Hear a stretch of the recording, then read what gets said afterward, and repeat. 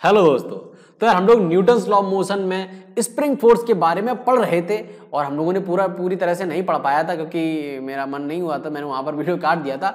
आगे की कहानी दोस्तों स्टार्ट करेंगे, स्प्रिंग फोर्स के बारे में थोड़ा और अच्छे समझेंगे। लेकिन अभी तक हम लोग क्या पढ़ चुके हैं? स्प्रिंग फोर्स पढ़ा तो सबसे पहले यही जाना था कि भाई स्प्रिंग क्या होता है ना। फिर स्प्रिंग फोर्स के बारे में जाना था कि स्प्रिंग फोर्स की फील क्या। मैंने आपको अच्छा सा विजुअल एग्जांपल करके बताया था। मतलब विजुअल का मतलब है मैंने आपको इमेजिन करने के लिए कहा था, भाई साहब इमेजिन करो कि आपके हाथ में एक स्प्रिंग है, जब आप उसको कंप्रेस करते हैं तो आपके ऊपर वो पुशिंग नेचर का एक फोर्स लगाता है, आपके हाथ को दूसरी तरफ पुश करता है, आपके हाथ को विपरीत डायरेक्शन में पुश करता है। जब आप उसको एलोंगेट करते हो, मतलब स्प्रिंग को खींचते हो, तो भी वो आपके ऊपर एक फोर्स लगाता है। वो फोर्स होता है पुलिंग नेचर का। वो फोर्स किसका होता है? पुलिंग नेचर का फोर्स होता है। और मैंने यही फ्रिक्शन, वो क्या कहते हैं इसको, फ्रिक्शन फोर्स नहीं, इसे स्प्रिंग फोर्स की ये आपने फीलिंग से मैंने आपको समझाया था, है ना। अब थोड़ा और मैं रिलैक्स होकर समझा देता हूं, ठीक है।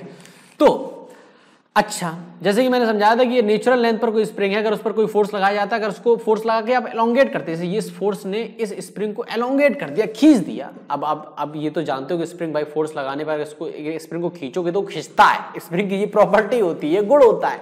तो मान लीजिए आपने एक्स खींच दिया, जब आपने स्प्रिंग को एक्स एलोंगेट कर दिया या एक्सपेंशन कर दिया एक्स का, तो इसमें एक फोर्स डेवलप हो जाता है। उसे ही हम बोलते हैं, क्या बोलते हैं? उसे ही हम लोग बोलते हैं अपना स्प्रिंग फोर्स। ऐसे ही जब इसे आप कंप्रेस कर देते हो, इसको दबा देते हो, तब भी इसके एक फोर्स डेवलप हो जाता है, उसे ही हम लोग स्प्रिंग फोर्स कहते हैं। वो कितना, वो किस नेचर का होता है? वो होता है पुलिंग नेचर का। वो पुल करता है कि नहीं भाई नहीं, वापस जा अपनी नेचुरल लेंथ पर वापस जा। तो स्प्रिंग एक रिस्टोरिंग फोर्स है जो हमेशा अपनी नेचुरल लेंथ पर जाने के लिए कोशिश करता रहता है। आप इसको नेचुरल लेंथ से इस तरफ खींचोगे तो इस तरफ फोर्स जनरेट कर देगा, नहीं मुझे वापस आना है, मुझे नेचुरल लेंथ पर आना है। जब आप उसे कंप्रेस कर दोगे, फिर कहेगा यार कंप्रेस क्यों किया, मैं पुश करके वापस जाऊंगा, मैं नेचुरल लेंथ पर वापस जाना चाहूंगा। तो स्प्रिंग का यही गेम है, वो अपनी नेचुरल जो उसकी टेंडेंसी, उसका गुण है कि वो अपनी नेचुरल लेंथ में ही रहना चाहता है। उसे कंप्रेस करोगे, फोर्स डेवलप कर देगा, उसे आप एलोंगेट करोगे, खींचोगे, फिर से एक फोर्स डेवलप हो जाएगा। ये आपने फील किया होगा यार, हाथ में लेके देखो, फिर स्प्रिंग को हाथ में लेके देखो, दबाओगे तो वो एक फोर्स डेवलप कर देगा, आपकी हथेली पर एक पुशिंग नेचर का फोर्स लगाने लगेगा। अगर आप उसे खींचोगे तो फिर वो आपकी उंगलियों पे एक पुलिंग नेचर का फोर्स लगाने लगेगा। वो कहेगा, स्प्रिंग कहेगा भाई साहब मुझे वहीं रहने दो, मुझे बस वहीं जाने दो, मुझे मेरी नेचुरल लेंथ पर रहने दो। अच्छा, जैसा कि मैंने कहा कि ये जो फोर्स है वो पुशिंग और पुशिंग नेचर का फोर्स है। और अभी तक हमने जितने भी फोर्सेस पढ़े हैं, जितने क्या, दो ही फोर्सेस पढ़े हैं। जैसे कि हम लोगों ने पढ़ा है टेंशन फोर्स, जो कि क्या होता था? हमेशा पुशिंग नेचर का फोर्स होता था, और एक्चुअली पुलिंग नेचर का फोर्स होता है टेंशन फोर्स। और जो हमारा नॉर्मल कॉन्टैक्ट फोर्स था वो होता था पुशिंग नेचर का, वो हमेशा पुश करता था, और टेंशन फोर्स हमेशा पुल करता था, अवे फ्रॉम द बॉडी लगता था। और ये जो अपना नॉर्मल कॉन्टैक्ट फोर्स है वो लगता था टूवर्ड्स द बॉडी, ये अवे फ्रॉम द बॉडी। ये था आपका पुलिंग नेचर का, ये पुशिंग नेचर का। स्प्रिंग फोर्स अब एक नया फोर्स आया है, नया, हम लोग पता अपग्रेड करते हैं फिजिक्स में, और अब की बार एक नया फोर्स आया है जो पुशिंग और पुलिंग दोनों नेचर का है। इससे हम लोग खेलेंगे, इससे हम लोग सवाल बनाएंगे। तो हुक्स लॉ मैंने पढ़ा, हुक्स लॉ को और इमेजिन करा देता हूं। अच्छा भाई साहब, तुमने कहा कि देखो यार, अगर नेचुरल लेंस से खींचोगे या दबाओगे या कंप्रेस करोगे तो एक फोर्स डेवलप होता है। उस फोर्स का मैग्नीट्यूड क्या है? तो हुक्स नामक वैज्ञानिक ने प्रैक्टिकल करके देखा कि जो फोर्स है, जो मतलब जो स्प्रिंग में फोर्स जनरेट होता है वो डायरेक्टली प्रोपोर्शनल टू एक्स होता है। एक्स का मतलब क्या है कि जो नेचुरल लेंस से जो भी एक्सपेंशन या कंप्रेशन है वो डिस्टेंस। एक्स क्या है यहाँ पर? नेचुरल लेंस से जो कंप्रेशन है और एक्सपेंशन है वो डिस्टेंस है।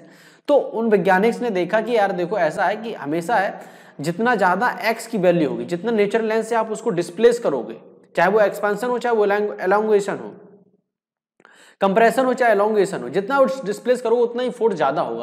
यानी फोर्स की वैल्यू बढ़ती जाएगी जैसे जैसे एक्स की वैल्यू बढ़ती है। ये तो कॉमन सेंस वाली बात है, उन्होंने कौन सी बड़ी बात कर ली, आप भी इमेजिन कर सकते हो। आप हाथ में स्प्रिंग लो, जितना ज्यादा खींचोगे, जितना ज्यादा खींचते चले जाओगे स्प्रिंग में, उतना ही फोर्स बढ़ता जाएगा। वो स्प्रिंग आपके हाथ को उतना ही तेजी से खींचना स्टार्ट कर देगा।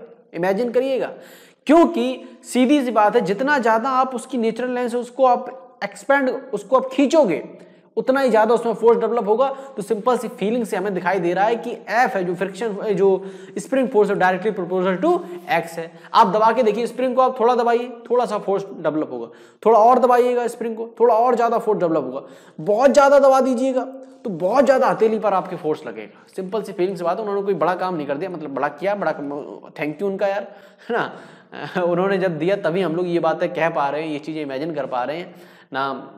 पहले व्यक्ति हैं इसीलिए उनको कहा जाता है। अब बोल ही करते कोई और कर दे। मेरा तो ये थ्योरी है कि जो फिजिकल नियम है, जो प्रकृति की, क्योंकि फिजिक्स देखो, फिजिक्स और मैथमेटिक्स के नियम क्या है, वो अपनी जगह पर है, वो अपनी जगह पर है। उनको कोई इन्वेंट नहीं करता है, उनकी खोज होती है। बहुत बड़ी मैं बात कह रहा हूँ दोस्तों, जो प्रकृति में जो भी नियम है, चाहे मैथमेटिकल फिजिकल फिजिक्स के नियम हो, चाहे वो मैथमेटिक्स के नियम हो, वो वहीं पर हैं, वो अपनी जगह पर सत्य हैं, बस उन्हें खोजना होता है। कोई भी साइंटिस्ट किसी भी मैथमेटिक्स थ्योरी को या किसी भी फिजिक्स थ्योरी को इन्वेंट नहीं करता है। लॉज हैं, नियम है, वो इन्वेंट नहीं करे जाते, वो खोजे जाते हैं। तो जब उन्होंने ये देखा कि जो ये तो लॉ है, एक नियम बना है कि जो स्प्रिंग फोर्स है वो एक्स पर डिपेंडेंट है, तो उन्होंने, वो तो पहले से ही था, कोई स्प्रिंग जैसी चीज पहले, मतलब स्प्रिंग ऐसा थोड़ी कि प्रकृति में स्प्रिंग जैसी चीजें मिलती हैं यार। हाँ थोड़ी बहुत मिलती हैं, कभी पौधे आपने देखे होंगे स्प्रिंग टाइप के होते हैं, है ना। तो उन्होंने ये चीज ऑब्जर्व करी, वो पहले से ही वहां पर थी। स्प्रिंग इसी तरह पहले भी बिहेव करता था, जब भी बना हो तब भी वैसे बिहेव करता था। लेकिन उन्होंने देखा जो स्प्रिंग फोर्स है, जितना जितना आप उसकी नेचुरल लेंथ से जितना उसकी डिस्टेंस बढ़ाते जाते हैं, उतना ही ज्यादा उसमें फोर्स डेवलप होता जाता है। उन्होंने फील करा और उन्होंने आपको लॉ दे दिया। और उन्होंने एक बीच में जो प्रोपोर्शनल साइन काटा तो एक कांस्टेंट जुड़ा। कांस्टेंट की वैल्यू क्या थी? कांस्टेंट की वैल्यू उन्होंने देखा कि अलग अलग मटेरियल के स्प्रिंग के लिए ये वैल्यू अलग अलग होती है। किसी स्प्रिंग को 1 मीटर खींचने पर उसमें कुछ फोर्स और डेवलप होता है, किसी और मटेरियल के स्प्रिंग को 1 मीटर खींचने पर कोई और फोर्स डेवलप होता है। ये उन्होंने प्रैक्टिकल से देखा। उन्होंने कहा अच्छा, ये अलग अलग मटेरियल के लिए अलग अलग के की वैल्यू अलग होती है, मतलब ये उसकी केवल मटेरियल पर ये के की वैल्यू निर्भर नहीं करती, ये उसकी लेंथ पर भी निर्भर करती है स्प्रिंग के, ये उसकी मोटाई पर भी निर्भर करती है, ये टेम्परेचर पर भी निर्भर करती है। लेकिन अपने कोर्स में हमें के से चिंता नहीं है कि हमेशा अपने सवाल में दिया जाएगा के लिए हम लोगों को अपनी खोपड़ी में ज़्यादा प्रेशर नहीं डालना पड़ेगा, कि हमें दिया जाएगा, हमेशा के हमें दिया जाएगा। तो मैंने बहुत बड़ी चर्चा कर दी, आपको बताया कि किस तरह से उन्होंने लॉ खोजे जाते हैं, किस तरह नियम खोजे जाते हैं। तो फिलहाल हमें पता चल गया कि जो मैग्नीट्यूड है फ्रिक्शन, यार फ्रिक्शन आने वाला है ना, इसीलिए मैं फ्रिक्शन में चला रहा हूं। जो मैग्नीट्यूड है स्प्रिंग फोर्स का वो K इंटू एक्स के बराबर है। किसके बराबर है? K इंटू एक्स के बराबर है। अच्छा, ये बात आपको समझिए। मैं ज्यादा बड़ा लेक्चर हो गया, लेकिन मजा आना चाहिए दोस्तों। लेक्चर कहता हूँ बड़ा हो, लेकिन मजा आना चाहिए। अच्छा, हुक्स लॉ, अभी हुक्स लॉ का ये भी हुक्स ही लॉ था जो मैंने अभी आपको बड़ा कहानी बता के बनाया, लेकिन आगे भी हम लोग पढ़ेंगे। लेकिन उससे पहले मैंने वहां पर वीडियो कट कर दिया, तो मुझे 2-3 सवाल और करने, क्योंकि सवाल करने ही मजा है। आपसे सवाल ही पूछे जाएंगे दोस्तों, आपसे कहानियां नहीं पूछे जाएंगे, आपसे प्रॉब्लम्स का गेम है भाई साहब, प्रॉब्लम सॉल्विंग का ही गेम है। तो प्रॉब्लम ही बनाई जाए। तो मैं एक प्रॉब्लम बनाता हूं, फिर हम लोग दोनों मिलकर सॉल्व करेंगे प्यार से, आराम से, है ना। तो ये कुछ जगह है, सुंदर सी जगह पर एक स्प्रिंग लगा है, एक ब्लॉक रखा है, फिर से एक स्प्रिंग लगा है, ये लो, ठीक है। अब स्प्रिंग, ये दोनों अलग अलग स्प्रिंग है K1, जैसा कि मैंने कहा था कि अगर K की वैल्यू अलग अलग है तो हो सकता है स्प्रिंग दोनों अलग अलग हो सकता है। शब्दों को ध्यान देना कि मैंने कहा अगर K1 और K2 दोनों अलग अलग हैं, स्प्रिंग भी अलग अलग होंगे, ठीक है। इसको मैं 10 kg बोल देता हूँ कि ये ब्लॉक रखा है 10 kg का है। अब सवाल ये है कि अभी जो सिचुएशन है, अभी ये सिचुएशन है, अभी ये सिचुएशन है इक्विलिब्रियम में है, ठीक है। अच्छा, अब सवाल में क्या कहता है, अगर इस ब्लॉक को, ये 10 kg का ब्लॉक है, इसे हम अगर राइट साइड में 2 मीटर अगर हम लोग खिसका दें, डिस्प्लेस कर दें, तो 2 मीटर डिस्प्लेस कर दें इस ब्लॉक को अगर हम, तो ये बिल्कुल ये कंप्रेस हो जाएगा, ये वाला स्प्रिंग K2, और ये वाला स्प्रिंग एलोंगेट हो जाएगा, ठीक है, ठीक है। और मैंने नेचुरल लेंथ ये थी, इससे x इसे डिस्प्लेस कर दिया, जो x की वैल्यू यहाँ पर मैंने 2 मीटर लिख दी। सवाल समझ में आया दोस्तों?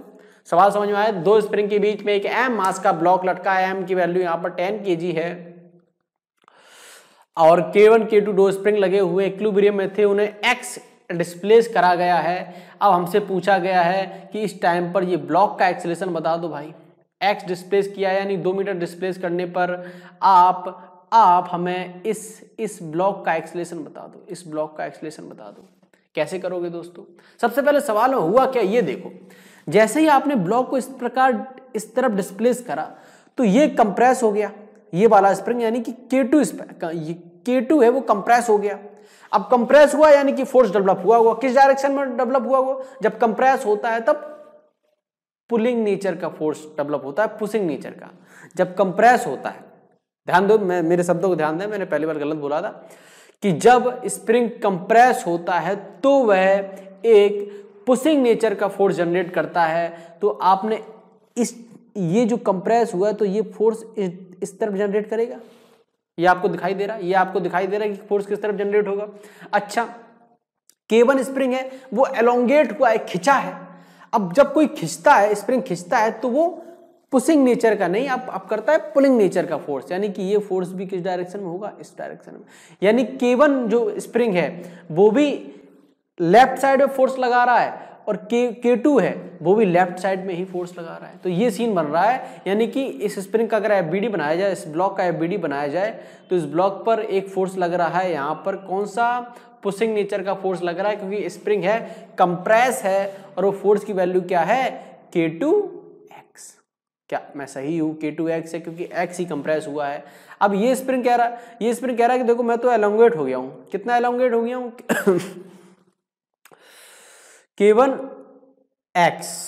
K1x यानी कि मेरे इतना x में एलोंगेट हुआ हूं तो मेरा इतना फोर्स मेरे अंदर डेवलप हुआ है, तो ये FBD बन गया। अब नेट फोर्स कितना होगा? नेट फोर्स होगा उसके m × a के बराबर है, F net is equal to m × a हमसे पूछा गया तो a इज इक्वल टू F नेट अपॉन m। अब F नेट कितना लग रहा है? F net is equal to K2x plus K1x, तो F net is equal to x K1 plus K2। अब यहां पर रख दो a is equal to x K1 plus K2 upon m। अब यह वैल्यू पुट कर दो यार, दो K1 और K2 मैंने माना था, K1 की वैल्यू मैंने नहीं लिखी। अरे भाई K1 की वैल्यू मैंने 100 ली थी, हाँ 100, K2 वैल्यू 200। यहाँ पर रखो भाई साहब 300 इंटू 600 और 600 अपॉन 10 60 मीटर पर सेकेंड स्क्वायर। अच्छा, तो इस प्रकार से हम लोग स्प्रिंग के सवालों को डील करेंगे, फील करेंगे हो क्या रहा है, फिर उसको हम लोग क्वेश्चन में डालेंगे। अब कोई भी बंदा, कोई भी बच्चा सवाल पूछ सकता है। देखो भाई साहब, अगर काइनेमेटिक्स तमीज से पढ़ के आया तो वो कहेगा भाई साहब 60 मीटर पर सेकेंड स्क्वायर एक्सेलरेशन, इतना ज्यादा एक्सेलरेशन, ये ब्लॉक तो मतलब दिखाई नहीं देगा इतने एक्सेलरेशन से भाग रहा होगा। क्योंकि जब भी उसके दिमाग में नया नया एक्सेलरेशन का शब्द आता है तो उसको लगता है जितना ज्यादा एक्सेलरेशन उतना ही ज्यादा ऑब्जेक्ट की स्पीड। बच्चे को बहुत कंफ्यूज होती है, आप लोगों में बहुत कंफ्यूजन होती है जब शुरुआत में आप देखते हैं कि एक्सेलरेशन को वो हमेशा स्पीड से उसे कंफ्यूज कर जाते हैं। जैसा कि क्योंकि ऐसा होता है कि जनरल लाइफ में हम लोग एक्सेलरेशन का मतलब हमेशा स्पीड ही समझते हैं कि मोटरसाइकिल में एक्सीलेटर बढ़ा दिया यानी स्पीड बढ़ा दी, ऐसा फील आता है। जैसे कि कार में एक्सीलेटर दबा दिया स्पीड बढ़ गई। तो एक्सेलरेशन का दोस्तों मतलब सिर्फ वेलोसिटी को चेंज करना है। एक्सेलरेशन कितना भी हो, इससे ये जस्टिफाई नहीं होता कि ब्लॉक की स्पीड कितनी होगी। मैं फिर से कह रहा हूं, ध्यान सुनिएगा, एक्सेलरेशन किसी भी ब्लॉक का, किसी भी पार्टिकल का कुछ भी हो, वो एक्सेलरेशन ये जस्टिफाई नहीं करता कि उस ब्लॉक की स्पीड क्या होगी। May be it will be in rest, मतलब वो रेस्ट पर भी हो सकता है। ये 60 मीटर पर सेकेंड स्क्वायर की इस पर एक्सेलरेशन जरूर है, पर वो रेस्ट पर हो सकता है, ब्लॉक रेस्ट पर हो सकता है, नो डाउट। ब्लॉक की स्पीड 10 मीटर पर सेकंड स्क्वायर भी हो सकती है, नो डाउट। ब्लॉक की स्पीड कुछ भी हो सकती है। एक्सेलरेशन कभी भी ये डिफाइन नहीं करता ऑब्जेक्ट कि उसकी स्पीड क्या है। लोग बहुत कंफ्यूज करते हैं इस बात पर, इस बात बहुत मतलब उनको फंडे नहीं क्लियर होते भाई। एक्सेलरेशन का मतलब स्पीड से बिल्कुल भी नहीं। एक्सेलरेशन का जो सीधा अर्थ है वो ये है कि एक सेकंड में वेलोसिटी में कितना चेंज आ रहा है, बस, नथिंग। अब यहां पर क्या है, यहां पर इस केस में अगर आप जस्ट अगर इसी स्टंट पर एक फोटो खींची जाए तो इसका एक्सेलरेशन तो 60 मीटर पर सेकंड स्क्वायर होगा, लेकिन इसकी वेलोसिटी 0 होगी, इसकी इनिशियल वेलोसिटी 0 होगी। That's the game dude, that's the, इसे ही तो समझना है, क्लियर करके चलना है, इसे समझना है। अब देखो, अब एक और एग्जांपल देता हूं, जैसे काइनेमेटिक अगर ध्यान से पढ़ा है, अगर आप एक बॉल लेते थे, ऊपर फेंकते थे, जस्ट वर्टिकली अपवर्ड फेंकते थे, तो आपको पता है कि फ्री फॉल की कंडीशन में यानी हमेशा उसके ऊपर एक एक्सेलरेशन है, हमेशा उसके 10 मीटर पर सेकंड स्क्वायर एक्सेलरेशन हमेशा उस बॉल के ऊपर है, डाउनवर्ड डायरेक्शन में, आपको पता है ये बात। लेकिन फिर भी जब मैक्सिमम मतलब सबसे ऊंचे पॉइंट पर वो बॉल पहुंचता है तो क्षण भर के लिए तो रुकता है। ये बात आप मानते हैं कि नहीं मानते?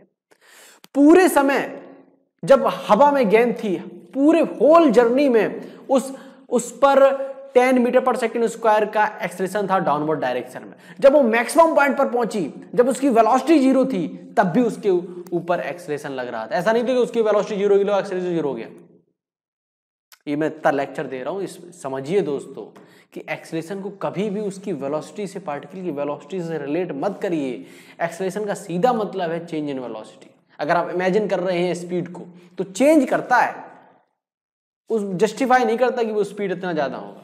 तो बहुत बड़ा लेक्चर हो गया, मतलब इस पर ये बनता है, चाहिए इतनी इन्फॉर्मेशन हमें। अच्छा ओके, अब ये एक सवाल हो गया अपने पास, बढ़िया सवाल था, मजा आया, लेकिन इस सवाल में मैं थोड़ा खेलना चाहता हूं दोस्तों। मैं खेलना ये चाहता हूं, अगर आपकी इजाजत हो तो खेल लिया जाए, मतलब इजाजत नहीं दोगे तब भी मैं खेलूंगा। तब भी मैं खेलूंगा। ओके, अब एक सवाल, इसी सवाल को थोड़ा मैं मॉडिफाई करता हूं, जवाब मैं आपसे मांगता हूं, मजा आएगा दोस्तों, आप थोड़ा दिमाग लगाना। अब मैं सीन क्या कर देता हूं, देखो नंबर वही रखे, मैं नंबर वही रखे, और मैं सीन भी, ये जो बना है सीन भी मैं वही रखता हूं, सीन भी मैं वही रखता हूं। ओके, अब मान लेते हैं कि ये चीज है वो ट्रक पर है, कोई एक ट्रक है, ट्रक। हेलो दोस्तों कैसे हो? अरे यार गंदा बैठा है, ठीक है चलेगा चलेगा, ये ट्रक है, एक पहिया लगा देता हूँ यहाँ, एक ही पहिया वाला ट्रक है, चलेगा। ये भी ट्रक है, ये ट्रक। देखो दोस्तों, सीन क्या है कि ये जो ट्रक है अभी यहाँ पर ये रेस्ट पर है, मतलब रेस्ट पर तो नहीं है, मतलब इसका एक्सेलरेशन इस ट्रक का 0 है, अभी इस ट्रक का एक्सेलरेशन 0 है। कुछ समय बाद एक व्यक्ति देखता है कि ये ट्रक चल रहा होता है और वो एक्सेलरेट कर रहा होता है, एक्सेलरेशन की वैल्यू नहीं पता, लेकिन एक्सेलरेट कर रहा होता है, मूव कर रहा होता है। लेकिन हमें दिखाई देता है कि ये जो सिस्टम है, स्प्रिंग जो लगे थे, जो ट्रक के पीछे लगे हैं, ये जो सिस्टम में कंप्रेशन है, मतलब नेचुरल लेंस से जो स्प्रिंग जो ब्लॉक है, नेचुरल लेंस से स्प्रिंग है, ये वाला स्प्रिंग वो 2 मीटर एलोंगेट हो गया, ये कंप्रेस हो गया, यानी ब्लॉक है इस जगह पर इक्विलिब्रियम कंडीशन में दिखाई दे रहा है विद रिस्पेक्ट टू, अगर ट्रक पर बैठकर कोई देखे, ट्रक की छत पर कोई बैठकर देखे तो इसे ये ब्लॉक रेस्ट पर दिखाई दे रहा है, ग्राउंड पर बैठे किसी व्यक्ति को ये ब्लॉक चलता हुआ दिखाई दे रहा है, क्योंकि जो ट्रक का एक्सेलरेशन है वही इस ब्लॉक का एक्सेलरेशन है। मैं फिर से समझा देता हूं दोस्तों कि पुरानी वाली सिचुएशन एक ट्रक में मैंने रख दी है। अब ट्रक पहले तो रेस्ट पर था, मतलब पहले तो उसका एक्सेलरेशन 0 था, तो इस प्रकार की सिचुएशन हमें देखने को मिल रही थी। फिर वो एक्सेलरेट करने लगा और एक ऐसे एक्सेलरेशन पर वो जाके स्थिर हुआ, मतलब उसने एक्सेलरेशन अपना इतना कर लिया कि हमें इस प्रकार की सिचुएशन देखने को मिली कि ये ब्लॉक है 2 मीटर खिसक गया, और हमसे ये पूछा गया है कि what is the acceleration of the truck, हमसे ये पूछा गया है। सवाल बहुत सिंपल है, डाटा वही दे रखा है, 2 मीटर 10 kg का ब्लॉक है और K1 K2 की वैल्यू दे रखी है, ये स्प्रिंग K1 और ये स्प्रिंग K2 है। सवाल सिंपल दोस्तों, करिएगा, इमेजिन करिएगा, सोचिएगा, मजा आएगा। ये सवाल मैंने ही बनाया है, दुनिया में इकलौता है और अभी भी पैदा हुआ है। कोशिश करिएगा दोस्तों, बिल्कुल वैसा ही सवाल है, लेकिन समझने की कोशिश करिएगा कि ये ब्लॉक जो है ट्रक के रिस्पेक्ट में रुका हुआ है, रेस्ट पर है, लेकिन जो जमीन से आदमी देखता है उसके लिए ट्रक की स्पीड जितनी ट्रक का एक्सेलरेशन है उतना इस ब्लॉक का एक्सेलरेशन है। लेकिन हमें सिचुएशन ये दिखाई दे रही है कि ये वाला स्प्रिंग K1 स्प्रिंग है वो एलोंगेट हो चुका है, K2 स्प्रिंग है वो कंप्रेस हो चुका है 2 मीटर। हमें बताइएगा कि कितना एक्सेलरेशन है ट्रक का। तो सिंपल सी बात है, क्या सीन है देखो, और ट्रक की सरफेस है वो स्मूथ है, कोई फ्रिक्शन की चीज नहीं है ना। अब आप खुद कॉमन सेंस वाली दोस्तों बात है कि इस व्यक्ति को ये ब्लॉक कितने जाता हुआ दिखाई देगा, ए से जाता हुआ दिखाई देगा, जितने से ट्रक चल रहा है, जितने एक्सेलरेशन ट्रक का है उतने इससे दिखाई दे रहा है। कॉमन सी बात है, सिंपल सी बात है। अच्छा, अब ये ए से, ये जो ब्लॉक है ए से एक्सलेट कर रहा है, इसे एक्सलेट करा कौन रहा है, ये किससे कनेक्टेड है, ये केवल और केवल स्प्रिंग से कनेक्टेड है, यानी कहीं ना कहीं स्प्रिंग फोर्सेस हैं जो इसे एक्सलेट करा रहे हैं। क्या मैं सही हूं? बिल्कुल भाई साहब सही हो। तो स्प्रिंग फोर्स की वैल्यू क्या होगी? सिंपल सी बात है दोस्तों, अगर एफबीडी हम लोग बनाने जाएंगे और आपको पता है कि ये जो स्प्रिंग है वो पुश करेगा और ये स्प्रिंग है वो पुल करेगा, इसकी वैल्यू होगी K2x, इसकी वैल्यू होगी K1x, और इन दोनों के कारण इसमें एक एक्सेलरेशन डेवलप होता है A। वो एक्सेलरेशन कितना होगा? A equal to x common ले लेते हैं K1 plus K2 upon m। This is the acceleration. ये एक्सेलरेशन डेवलप होगा K1x और K2x से, और यही एक्सेलरेशन की वैल्यू होगी। इस इतने ही एक्सेलरेशन से ट्रक ये आपका मूव कर रहा होगा, एक्सेलरेट कर रहा होगा। ठीक है, बस मैंने क्या किया, थोड़ा ट्विस्ट कर दिया सवाल को। सवाल तो वही था।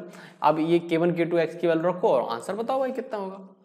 और फिर कहोगे भाई साहब ऐसा तो हो ही नहीं सकता, एक ट्रक 60 मीटर पर सेकेंड की रफ्तार पकड़ ले, एक्सेलरेशन वैल्यू इतनी तो आएगी 60 मीटर पर सेकेंड स्क्वायर, क्यों डाटा वही है। तो फिर से मैं कह रहा हूँ स्पीड से उसे कंफ्यूज मत करिए। मान लिया ट्रक का इतना बढ़िया पिकअप है, वो एकदम से एक्सीलरेट कर जाता है, 2 सेकंड में 120 की रफ्तार पकड़ लेता, हो सकता है ना। वैसे भी सवाल है कौन सा असली की दुनिया में हम लोग रोड ट्रक चलाने वाले हैं। अब एक सवाल और ले लेते हैं, फिर अपनी दुनिया थोड़ी और आगे बढ़ाएंगे, मतलब कहानी आगे बढ़ाएंगे, दुनिया तो अपनी वहीं पर है, कहानी थोड़ी और बढ़ाएंगे। तो सवाल ले लेते हैं कि एक ब्लॉक है 1 kg और उस पर स्प्रिंग लगा हुआ है, फिर एक ब्लॉक है 2 kg, इस पर भी स्प्रिंग लगा हुआ है। अरे नहीं, इस पर स्प्रिंग मत लगाओ, इस पर स्प्रिंग मत लगाओ, एक और कॉन्सेप्ट समझाना है। स्प्रिंग मत लगाओ दोस्तों, इस पर स्ट्रिंग लगाओ, स्ट्रिंग, और उस पर भी एक 1 kg का ब्लॉक है, और इस चीज को एक सिस्टम खींच रहा है, एक फोर्स खींच रहा है, उसकी वैल्यू है F, और इसका एक्सेलरेशन है, इस चीज का एक्सेलरेशन है A है 2 मीटर पर सेकेंड स्क्वायर, ठीक है, और इसका एक्सेलरेशन है 1 मीटर पर second square. Tell me the value of force, हमें फोर्स की वैल्यू आप बताइए। ये हमें डाटा दिया गया है कि कौन सा फोर्स लगाया जाए कि 1 kg ब्लॉक 2 मीटर पर सेकेंड स्क्वायर का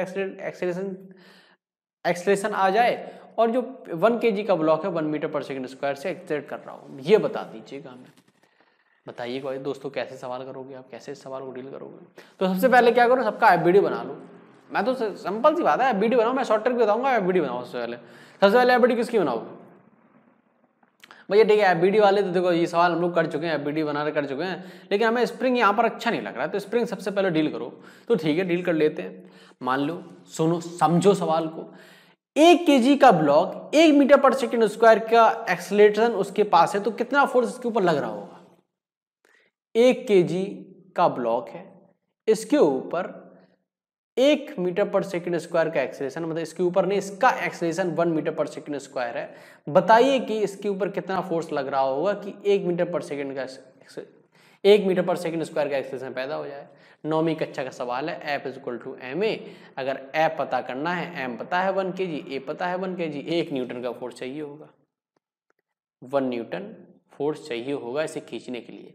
यानी कि ये स्प्रिंग इस ब्लॉक पर 1 न्यूटन का फोर्स लगा रहा है, यानी स्प्रिंग फोर्स की वैल्यू कितनी है?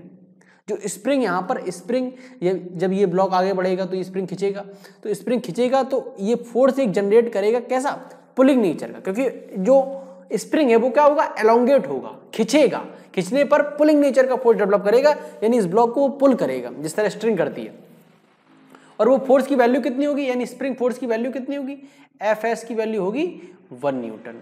तो अगर स्प्रिंग फोर्स इधर 1 न्यूटन लगा रहा है तो स्प्रिंग फोर्स की वैल्यू सेम ही है, तो इधर भी कितना लगाएगा? Fs की वैल्यू इधर भी कितनी होगी? 1 न्यूटन ही होगी, क्योंकि एलोंगेट हुआ है तो दोनों तरफ क्या करेगा? पुलिंग नेचर का फोर्स लगाएगा। तो इधर भी 1 न्यूटन, मैंने 1 मीटर क्यों लिख दिया, 1 न्यूटन। अब 2 kg ब्लॉक का एफबीडी बनाओ। 2 kg ब्लॉक का अगर एफबीडी बनाओगे तो सबसे पहले ये समझो कि ए 2 मीटर पर सेकंड स्क्वायर मतलब 1 kg ब्लॉक का एक्सेलरेशन 2 मीटर पर सेकंड हुआ है, तो 2 kg ब्लॉक का एक्सेलरेशन कितना होगा? सिंपल सी बात है, स्ट्रिंग से कनेक्टेड है, स्ट्रिंग अनस्ट्रेचेबल है, आइडियल स्ट्रिंग है, ये खींच नहीं सकती। अगर ये ब्लॉक है कंस्ट्रेंट है यार दोस्तों, 1 kg का ब्लॉक अगर 2 मीटर पर सेकंड स्क्वायर चलेगा तो 2 kg के ब्लॉक को तो चलना ही पड़ेगा, यानी इसका भी एक्सेलरेशन कितना है? 2 मीटर पर सेकंड स्क्वायर का। छोटी सी बात है।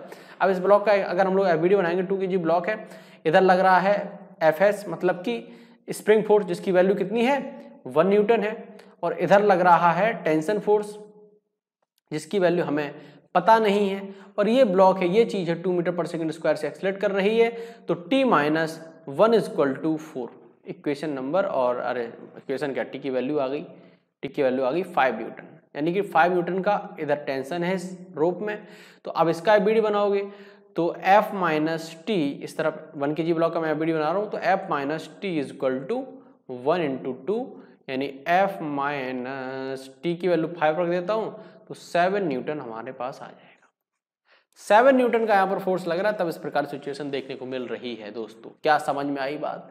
क्या समझ में आई? स्प्रिंग थोड़ा डरा रहा था, स्प्रिंग को पहले ही डील कर लिया, स्प्रिंग फोर्स की वैल्यू ही निकाल ली कि इस स्प्रिंग में कितना फोर्स जनरेटेड है, ये फोर्स कितना एलोंगेटेड है। अच्छा, यहीं पर मैं एक सवाल पूछ देता हूँ, क्या सवाल पूछा जाए आपसे, क्या पूछ दिया जाए? हाँ, मान लीजिए के की वैल्यू हमें दे रखी है 100, के की वैल्यू हमें 100 देखिए, स्प्रिंग कांस्टेंट की वैल्यू हमें 100 दे रखी है, और आप ये बताइएगा कि x कितना, मतलब ये जो स्प्रिंग है वो एलोंगेट है, आपको बस ये बताना है कि कितना एलोंगेट है। क्या करोगे भाई? आपको फोर्स की Fs की मैग्नीट्यूड तो पता ही कितना है, 1 न्यूटन है, k × x यानी 100 × x, तो x की वैल्यू 0.001 मीटर, यानी कि 1 सेंटीमीटर। 1 सेंटीमीटर ये स्प्रिंग खिंचा है। अब सवाल बनाने को तो और भी बहुत सारे सवाल बना दिए जाएं, लेकिन क्यों सर्द करना अपना। एक्चुअली मैंने 3 सवाल आप करा दिए अच्छे तरीके के। अच्छा, अब एक और प्यारा सा सवाल आता है दोस्तों, इसको और करते हैं।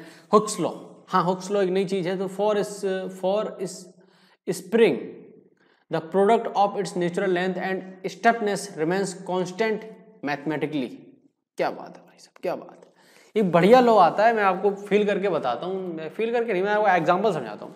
मान लीजिए दोस्तों एक स्प्रिंग आपके सामने है जिसका स्प्रिंग कांस्टेंट है K और जिसकी लेंथ है L, तो जैसा कि हुक्स ने देखा कि K × L की जो वैल्यू हमेशा क्या रहती है? कांस्टेंट रहती है, हमेशा कांस्टेंट रहती है। K × L की वैल्यू हमेशा कांस्टेंट रहती है किसी एक स्प्रिंग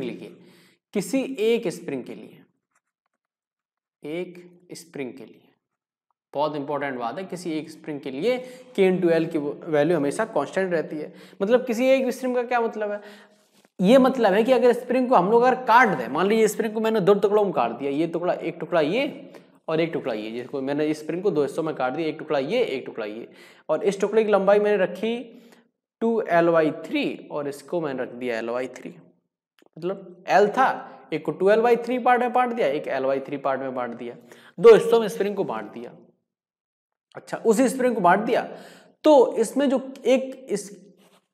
जो ये पहला स्प्रिंग हमारे पास है, ये वाला पहला टुकड़ा है, इसमें एक प्रकार का नया जो स्प्रिंग कांस्टेंट है वो हो जाएगा, उसके पास उपलब्ध हो जाएगा, उसकी K की वैल्यू यानी स्प्रिंग कांस्टेंट यानी स्टेपनेस की वैल्यू चेंज हो जाएगी, K1 हो जाएगी। मैंने मान लिया K1 हो गया, कुछ भी हो सकता है, मैंने K1 मान लिया, और दूसरी कंडीशन में इसकी कुछ और K की वैल्यू हो जाएगी, यानी जो कांस्टेंट है स्प्रिंग कांस्टेंट उसकी वैल्यू कुछ और हो जाएगी। लेकिन K1 × 2Ly3 और K2 × Ly3 और K × L ये सभी बराबर होंगे। दिस इज द लॉ, समझे भाई साहब। इस स्प्रिंग का स्प्रिंग कांस्टेंट और इसकी लेंथ का जो भी मैग्नीट्यूड आएगा, जो भी प्रोडक्ट आएगा, वही प्रोडक्ट K1 इसका जो इस स्प्रिंग का जो स्प्रिंग कांस्टेंट होगा और उसकी जो लेंथ होगी उसके गुणनफल के बराबर होगा, और वैसा ही इसके साथ भी होगा। क्या आपको ये बात समझ में आई जो मैंने आपको समझाया कि लॉ क्या कह रहा है कि K × L की जो वैल्यू हमेशा कांस्टेंट रहती है किसी एक स्प्रिंग के लिए।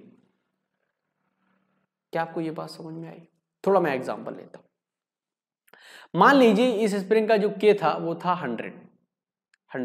अब एक और बात है, जिसका के जितना ज्यादा उसमें कंप्रेस और एलोंगेट करने की क्षमता भी ज्यादा, मतलब कि वो उतना ही ज्यादा ब्रोथ करेगा। जैसे कि मान लीजिए कि आपके हाथ में एक प्लास्टिक का स्प्रिंग है, तो उसे खींचने में बहुत कम ताकत लगती है ना, प्लास्टिक का। और वही लोहे का स्प्रिंग लो, उसे खींचने में बहुत ज्यादा ताकत लगती है। यानी लोहे के स्प्रिंग का जो के है, स्प्रिंग कांस्टेंट वो ज्यादा है, प्लास्टिक का जो स्प्रिंग उसका स्प्रिंग कांस्टेंट कम है। यानी जिसे खींचने और दबाने में ताकत ज्यादा लगती है उसके के की वैल्यू ज्यादा होती है, और जिसे खींचने और दबाने में ताकत कम लगती है उसकी जो के की वैल्यू होती है वो कम होती है। तो इस स्प्रिंग की मैंने मान लिया के की वैल्यू 100 न्यूटन पर मीटर है, और इसकी लेंथ में मान लेता हूं 2 मीटर है, लेंथ 2 मीटर है। तो के इंटू एल की वैल्यू क्या हुई, के इंटू एल की वैल्यू क्या हुई, के इंटू एल की वैल्यू हमारे पास आई 200। कितनी आई, 200 आई। अच्छा, अब ऐसे ही, अब ये इसका हमने टुकड़े करे, अब टुकड़े करे तो K1 की वैल्यू, मतलब जो स्प्रिंग कांस्टेंट की वैल्यू है वो तो कुछ चेंज हो गई। जैसे मान लीजिए आपके पास एक स्प्रिंग है, लोहे का स्प्रिंग है, आपने दबा उसको, आपको 2 मीटर का आपके पास लोहे का स्प्रिंग, आपने उसको खूब दबा के देखा, खूब खींच के देखा, आपने देखा, आपको फील आ गया कि इतना दबाने पर इतना फोर्स ये प्रोड्यूस करता है और इतना खींचने पर इतना फोर्स प्रोड्यूस करता है, आपको ये फील आ गया। फिर आपने क्या किया कि उसी स्प्रिंग को काट दिया, उसी स्प्रिंग को 2 हिस्सों में काट दिया, फिर एक हिस्से को आपने दबाया, तो जितना स्प्रिंग छोटा होता चला जाता है उसमें के की वैल्यू यानी वो उसको दबाना उतना ही ज्यादा मुश्किल होता जाता है। फिर से सुनिएगा मैंने क्या क्या, जितना स्प्रिंग है छोटा, या जितना स्प्रिंग छोटा होता चला जाता है उससे उतना ही खींचना या दबाना मुश्किल होता है। अगर आपने फील किया होगा, नहीं किया होगा तो फिर मैथमेटिक्स के तो साथ जाइए, फील करके देखो यार। अब आपके पेन एन में डला होता है स्प्रिंग, उसे काट के देखो, आजमा कर देखो यार, मजा आता है, बड़ा बड़ा मजा आता है ना। तो फिर से मैं स्टेटमेंट दे देता हूं कि जितना स्प्रिंग का लाइन छोटा होगा उसका के का वैल्यू उतना ही ज्यादा होगा। तो इसकी के की वैल्यू चेंज हो गई, कितनी हुई होगी, तो वो चेक करने के लिए जैसे एल की वैल्यू यहां पर रखो तो एल की वैल्यू कितनी आएगी यहाँ पर 4/3, और यहां पर कितनी आएगी 2 बाई, क्योंकि एल की वैल्यू मैंने 2 मीटर ली है, 2/3। तो अगर K1 की वैल्यू निकालनी हो तो कैसे निकालोगे, आपको पता है कि ये तो लॉ से पता है, ये कांस्टेंट होगा, ये कांस्टेंट होगा, तो K1 L/3 = 200। अब यहां से ये सॉल्व कर लो भाई आप, ये कटेगा आपका 50 और 150, 150 इसकी वैल्यू K1 की वैल्यू 150 आई। ऐसे K2 की वैल्यू निकाल लो, K2 × 2/3, और ये आपका 200 है कांस्टेंट की वैल्यू, तो 100 300। स्प्रिंग जब फुल लेंथ में था, अपनी पूरी लेंथ में था, तब की वैल्यू कितनी थी 100, ठीक है। स्प्रिंग को काट दिया, जो काटने का जो बड़ा हिस्सा था उसमें स्प्रिंग कांस्टेंट की वैल्यू कितनी थी 150। जो छोटा हिस्सा था, सबसे छोटा हिस्सा था, उसकी स्प्रिंग वैल्यू कितनी आई 3000। मतलब जितना स्प्रिंग ज्यादा उसे उतना खींचना और दबाना ही मुश्किल, उसमें उतना ही के ज्यादा हो जाता है। किसी एक स्प्रिंग की बात यहाँ पर हो रही है, फॉर स्प्रिंग, किसी एक स्प्रिंग के लिए बात हो रही है। मैं फिर से बता देता हूँ इस बात को, कि आपको ये नियम आप समझ में आया कि K × L हमेशा कांस्टेंट रहता है किसी भी एक स्प्रिंग के लिए। अच्छा, ये बात समझिए, इससे संबंधित सवाल लेते हैं, फिर हम लोग चर्चा करेंगे अगले टॉपिक पर। जो सवाल ही है, मतलब हर प्रकार के सवाल दोस्तों हम लोग करेंगे। कटिंग वाला सवाल है, मजा आएगा, अभी मैं रिकॉर्ड करूंगा, लेकिन ये इस वीडियो में यही सवाल रखेंगे, वो अगली वीडियो में रिकॉर्ड करूंगा, अगली वीडियो में ही करूंगा, क्योंकि ये बड़ा हो गया वीडियो, है ना। A block of 1 kg is hanging by a spring. The spring has elongated 2 meter. Now spring is cut into 2 equal part and block is again suspended. Find the elongation in spring under equilibrium. अच्छा दोस्तों, सबसे पहले हमें कहा गया है कि एक ब्लॉक है, 1 kg का ब्लॉक है, स्ट्रिंग बना रहा हूं, स्प्रिंग का काम है, स्प्रिंग 1 kg का ब्लॉक स्प्रिंग से हैंग कर रहा है, और ब्लॉक है, ये जो सिस्टम है इक्विलिब्रियम बताएगा कि दो को हैंग तो कर रहा है स्प्रिंग से, लेकिन इक्विलिब्रियम में मोशन कोई चीज नहीं कर रही, ऐसा कि लिखा है hanging by spring is elongated 2 metre, now the spring has cut 2 equal part. मतलब हाँ, इक्विलिब्रियम में और अपनी नेचुरल लेंथ से elongated at 2 metre, 2 metre elongate है, 2 मीटर एलोंगेट है। और हमसे पूछा, फिर से कहा गया कि इसी स्प्रिंग को काट दिया गया है 2 हिस्सों में, इसी स्प्रिंग को 2 हिस्सों में काटा गया, आधा आधा काट दिया गया है ना, इसी लिखा है 2 इक्वल पार्ट्स। हाँ, इसी स्प्रिंग को 2 इक्वल पार्ट में बांट दिया गया, ऐसा ऐसा। और कहा गया है कि भाई साहब अब बताओ कि कितना एलोंगेट है, यही पूछा गया ना। एलोंगेशन अब बताओ भाई, एलोंगेट कितने है, मतलब कितना खिंचा हुआ है स्प्रिंग। सबसे पहले क्या करोगे दोस्तों, सबसे पहले आप देखोगे इस जो पहली इंफॉर्मेशन हमें दी गई कि ये जो सिस्टम इक्विलिब्रियम में है और 1 kg का ब्लॉक हैंग कर रहा है, 2 मीटर एलोंगेट है, तो सबसे पहले हम लोग इसको एफबीडी बनाते हैं इस ब्लॉक का। तो 1 kg ब्लॉक का हम लोग एफबीडी बनाएंगे। एफबीडी रामबाण है भाई साहब, एफबीडी पहले बनाना है। तो ऊपर की तरफ क्या लगेगा, स्प्रिंग फोर्स, क्योंकि स्प्रिंग फोर्स हैंग कर रहा है तो Fs, और नीचे लग रहा है mg जो कि है 10 न्यूटन। I am right. तो F अब इक्विलिब्रियम में तो Fs इक्वल टू 10 न्यूटन। अब Fs की वैल्यू कितनी हुई, k into x, k into x की वैल्यू 2 है, तो कितना आएगा 5 न्यूटन पर मीटर। कितना आएगा दोस्तों 5। k की वैल्यू कितनी है 5 आई, इस स्प्रिंग कांस्टेंट की वैल्यू कितनी आई 5 आई, केवल 5 आई स्प्रिंग कांस्टेंट की वैल्यू। दोस्तों समझ रहे हो, समझ रहे हो, समझ रहे हो। बहुत कम आई है, ठीक है। अब हमसे इसमें लॉन्गेस्ट पूछा गया है, तो सबसे पहले इसने कहा कि ये इक्वल पार्ट में इसे काटना है। किस में काटना है, इसको आपने इक्वल पार्ट में काट के वहां पर लगाना है। तो मान लेते हैं कि इसकी जो नेचुरल लेंथ थी वो कितनी थी दोस्तों, L थी। नेचुरल लेंथ कितनी थी, L थी। तो 5 into L is equal to constant. It is clear दोस्तों। अच्छा, अब ये हो गई L/2, तो इसकी और इसका इसमें भी K1 हो जाएगा, क्योंकि हाफ लेंथ सेम है तो दोनों में स्प्रिंग सेम है, तो दोनों की K1 ही K1 होगा। तो L/2 K1 is equal to 5 into L। तो L से L कट गया, तो K1 की वैल्यू कितनी आई 10 आई। तो आपको पता चल गया स्प्रिंग कटने के बाद इस K1 की वैल्यू कितनी, स्प्रिंग कांस्टेंट की वैल्यू इस स्प्रिंग कितनी होगी 10 हो गई, और इसमें भी कितनी हो गई 10 हो गई। स्प्रिंग दोनों सेम लेंथ की है, 10 हो जाएगी। अब आपको पता है, आपको इन्फॉर्मेशन आपको एक पता चल गई कि आपको स्प्रिंग कांस्टेंट पता चल गया है।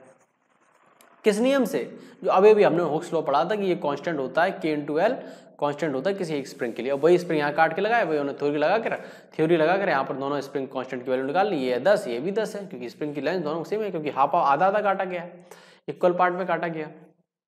अब पूछा गया कितना बोलते हैं, क्या बोलते हैं इसको, एलोंगेशन है। तो 1 kg ब्लॉक का अगर हम लोग एफबीडी बनाएंगे तो आपको पता है नीचे लग रहा है 10 न्यूटन, ऊपर लग रहा है क्या, ऊपर क्या लग रहा है, 2 स्प्रिंग लगे हुए हैं, तो 2 नहीं, आपको कंफ्यूज कर दोगे मैं। तो यहाँ पर लगेगा कितना, जितना मान लीजिए कितना कोई ये एलोंगेट है x, तो K1x plus K2x, K1x plus K2x, K1 K2 बराबर है, तो 2K1x is equal to 2K1x is equal to 10। K1 की वैल्यू 10 है, K1 की वैल्यू 10 है, तो 10 से 10 कैंसिल आउट, तो x is equal to 0.5 metre. तो x की वैल्यू कितनी आई 0.5 मीटर है, कि 0.5 मीटर है, ये एलोंगेट है, 0.5 मीटर ये चीज एलोंगेट है। क्या आपको समझ में आया? थ्योरी सिंपल सी है दोस्तों, हम लोगों को फंडे फॉलो करने हैं, लॉस फॉलो करने हैं, सवाल आराम से हो जाते हैं। चलिए दोस्तों, अभी के लिए बाय बाय, आगे मिलते हैं एक और अच्छी प्रोफाइल के साथ, जो होगी कटिंग, कि अगर स्प्रिंग को काट दिया जाए, किसी रोप को काट दिया जाए, तो उस प्रकार के सवालों कैसे डील करते हैं। मिलते हैं दोस्तों।